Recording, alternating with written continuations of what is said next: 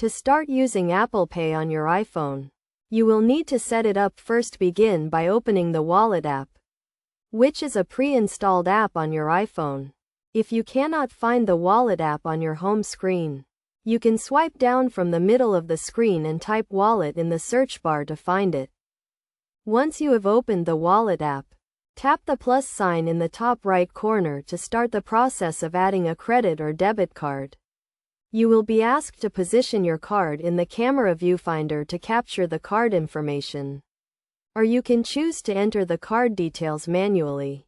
After capturing or entering your card information, your bank will verify the information to ensure it matches their records.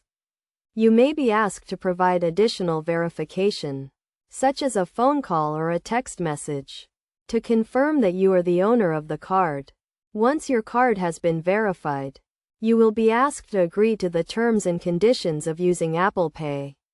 Read through the terms and conditions carefully before agreeing to them.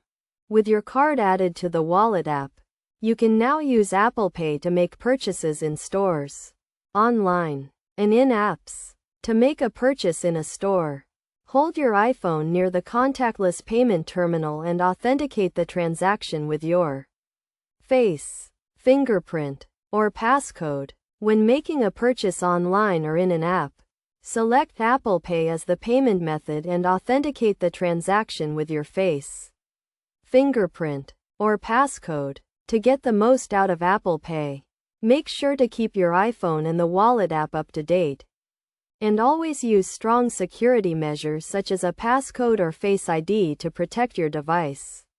Additionally, you can add multiple cards to the Wallet app and choose which card to use for each transaction.